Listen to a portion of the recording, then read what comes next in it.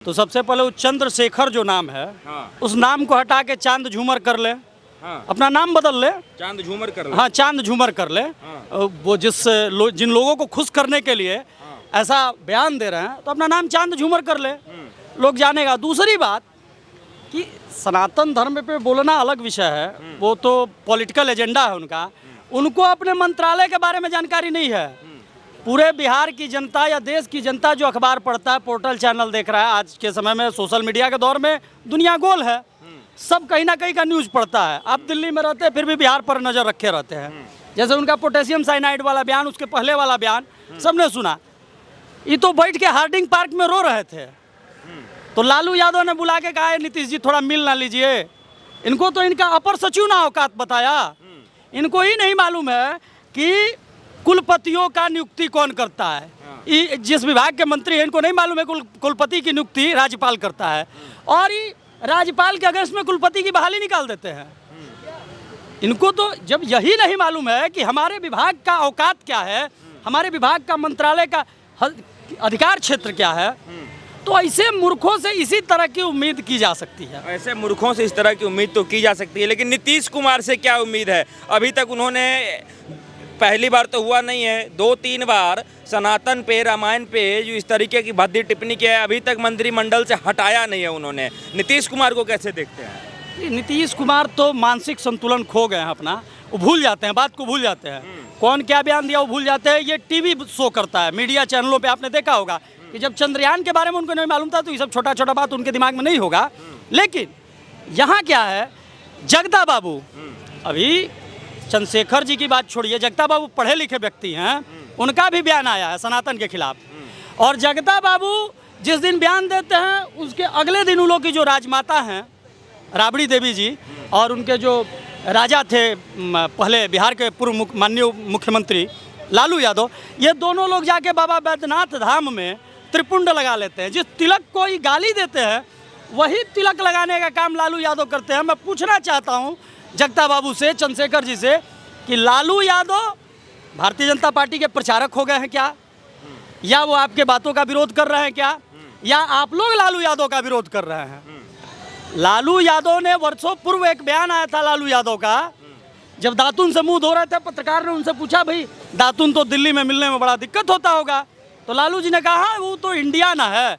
लालू यादव ने कहा था कि दिल्ली इंडिया और बिहार भारत है। तो ये तो लालू जी ने पहले कहा था। इन लोगों को तो पहले लालू जी का बात मानना चाहिए। लोग बुजुर्ग नेता है, सीनियर नेता हैं।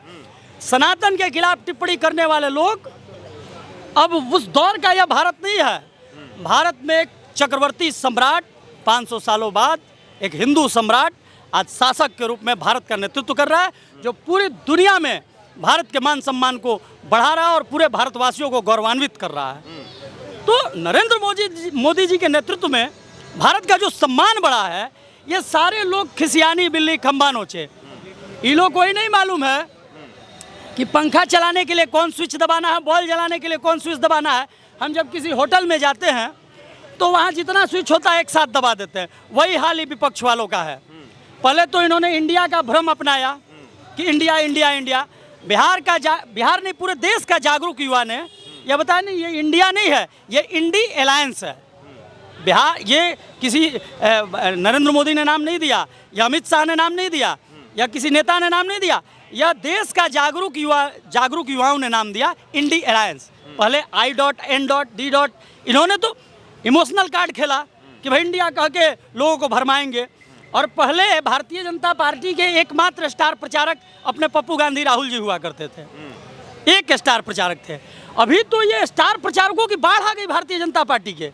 जो भारतीय जनता पार्टी विकास के मुद्दे पे चुनाव लड़ रही है, कई जगह के विकास के मुद्दों पर मोदी जी से टकराव हो सकते हैं, मोदी जी के कार्यकलापों पर टकराव सामान्य युवाओं को हो सकते हैं, लेकिन एक सामान्य युवा, वह किसी भी दल का वोटर हो, लेकिन सबसे पहले वह अपने आप को हिंदू समझता है।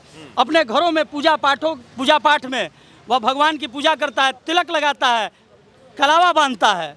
और जब उसको लगता है यार ये तो मेरे कलावा को गाली दे रहा है, ये तिलक को गाली दे रहा है, वो दूसरे पार्टी का वोटर है। लेकिन जब उसको लगता है यार ये तो मेरे धग्गी को गाली दे रहा है, मेरे तिलक को गाली दे रहा है, मेरे शिखा को गाली दे रहा है, मेरे जनेऊ को गाली दे रहा है, तो वो उनका वोटर होते हुए भी कहते नहीं मोदी जी तो कम से कम हमारे तिलक और शिखा को तो गाली नहीं ना दे रहे हैं, चलो भाई मोदी जी को वोट करते हैं। तो ये तो हमारा वोट बढ़ाने का काम कर रहे हैं, हमारा नहीं, मतलब मोदी जी का को मजबूत करने का काम कर रहे हैं। खैर आप ही का वोट बढ़ाने का, भारतीय जनता पार्टी के वोट बढ़ाने का काम कर रहे हैं, लेकिन सनातन को गाली देना उचित बात लग रहा है? उसे वोट बढ़े या घटे वो एक अलग मामला है। सनातन को वहाँ कहा जाता है कि टीका लगाने वालों ने भारत को गुलाम बनवा दिया, फिर कहते हैं कि रामायण जो है वो एक असामाजिक पुस्तक है, फिर कहते हैं कि ये रामायण जो है पोटेशियम साइनाइड है। बराबर इस तरीके का बयान आना, पार्टियों द्वारा भी जो है सो उन्हें बर्खास्त नहीं किया जाता है।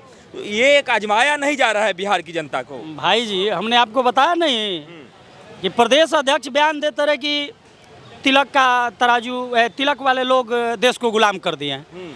आ उनकर जो बॉस बाड़े, जो उनकर नेता बाड़े, जो उनकर माने अन्य पार्टी में तो अध्यक्ष होला, वो जब बॉस बाड़े लालू जी या राबड़ी जी, वो जाके कहे बैजनाथ बाबा के जाके मुड़िए पटक दिहल हलो। तो पहले तो ये लो अपने में तय कर लो कि का बयान देते नहीं। माने जगता बाबू के बात माने के बा कि लालू जी के बात माने के बा। जगता बाबू गाड़ी देते रहे आ लालू जी वही पंडित जी से जाके पूजा कराते रहे। तो एजा स्थिति का बा हमने की है कि ना बताइए यहाँ कि नहीं खे मालूम कि पंखा वाला स्विच कौन है, बॉल वाला स्विच कौन है, जाड़ा के दिन में एसी चला। जनता के पता बा कि ना कि कौन स्विच है, कौन जौन बा मोटर के स्विच बा, जनता के तो पूरा पता बा ना। जनता तो धैले बा डंटा कि जहाँ गड़बड़ैलो सीधे मार पोले पर तार टूट जाई और वजह से सप्लाई बंद हो जाई। कि वो करंट मार दी तो हमने के बिहार में हो मार लाठी पहले तरवे तुर देनी जा। अब तो प्लास्टिक वाला तार लाग गई बा दिल्ली वाली में, लेकिन हमने की है ये टाइप के व्यवस्था बा। लेकिन हमने की है भोजपुरी में वो कहावत कल सवाल रहा, सवाल तनी हम एने ओने हो गया, सवाल रहा कि ये लोग सनातन के गाली दे के अपमानित करके का कल चाहता। तो एक लाइन के विषय बा कि जब हाथी चलेला ना तो बाजार के जतना कुकुर होले वो भोके लागेले। तो हाथी चल रहा है, सनातन आदि अनंत से चलता आ रहा है। कभी ये लोग सनातन और हिंदू के डिफिनीशन में हम लोग को भरमाने का प्रयास करते हैं, लेकिन अभी ये लोग जो नाम बदलने की विवाद किए, तो हम लोग किसी भी पूजा पाठ शादी ब्याह में जाते हैं तो वहाँ एक बात बोली जाती है कि आर्यावर्ते जम्मू द्वीपे भारत खंडे, इंडिया खंडे कहीं कहा नहीं गया है। तो ये लोग तो डिस्टर्ब है कि भाई उस समय गोस्वामी तुलसीदास ने इंडिया खंडे क्यों नहीं लिख दिया। तो यहाँ परेशानी यही है कि हाथी चल रहा है, कुत्ते भौंक रहे हैं, कोई फर्क नहीं पड़ने वाला है। पिछली बार सबसे पहले 282, फिर 303 और इस बार 350, 350। और पिछली बार भी लोग नहीं बना पाए अपना विपक्ष का नेता, इस बार भी विपक्ष का नेता नहीं बनने जा रहा है सदन में। और जो हमारा नया पार्लियामेंट बना है वह शुद्ध होने जा रहा है, वह कांग्रेस मुक्त होने जा रहा है, भारत विरोधियों से मुक्त होने जा रहा है, देश की संस्कृति के खिलाफ बोलने वालों से मुक्त होने जा रहा है। अब की बार नया पार्लियामेंट जो हमारा है वह शुद्ध पार्लियामेंट होने जा रहा है और उसमें सात्विक और सनातनी लोग बैठने जा रहे हैं। चंद्रशेखर को एक आम आदमी के नाते क्या कहना चाहेंगे?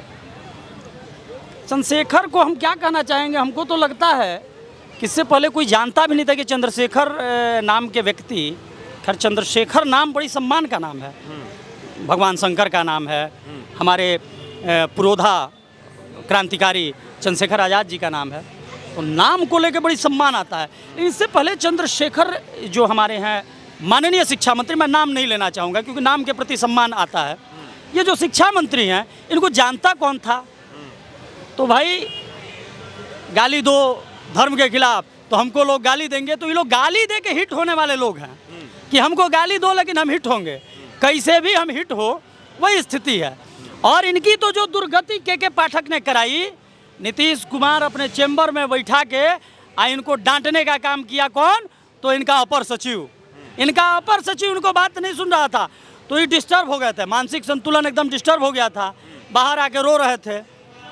अपर सचिव को जो मन किया सो किया। तो यहाँ चंद्रशेखर जी जो है, माननीय शिक्षा मंत्री जी जो हैं, वो पूरी तरह से अपना संतुलन खो चुके हैं। और यहाँ तो दिक्कत क्या है, मैं अगर हिंदू, अपने आप को अगर हिंदू नेता कहूँ कि मैं हिंदू नेता हूँ, मैं सनातनी नेता हूँ, तो मुझे पहले अन्य धर्म ग्रंथों के खिलाफ बोलने से पहले उस अन्य धर्म ग्रंथों के बारे में पढ़िए।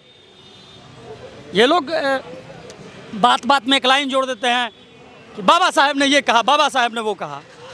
भाई बाबा साहब ने एक बात और कही थी कि पढ़ो, शिक्षित बनो। संगठित बाद में उन्होंने कहा, पहले कहा शिक्षित बनो। तो ये लोग पढ़ता उड़ता कुछ है नहीं। ये लोग रामचरितमानस में कितने कांड हैं इन लोगों को नहीं मालूम होगा, और ये लोग रामचरितमानस पर बोलने लगेगा लोग। ये लोग ये विषय क्यों नहीं उठाते हैं कि इस देश में एक दलित शोषित पिछड़ा का बेटा वाल्मीकि रामायण लिखता है, उसकी बात नहीं करते हैं। इस देश में एक शोषित दलित पिछड़ा का बेटा अपने कलम से वेद लिख देता है, जिस वेद को तथाकथित, जिसको आप उच्च वर्गीय कहते हैं, सवर्ण जाति के लोग कहते हैं, ब्राह्मण कहते हैं, तिलक लगाने वाले कहते हैं, तलवार वाले कहते हैं, तराजू वाले कहते हैं, वैसे लोगों ने वेद व्यास की लिखित रचना को सम्मान देने का काम किया।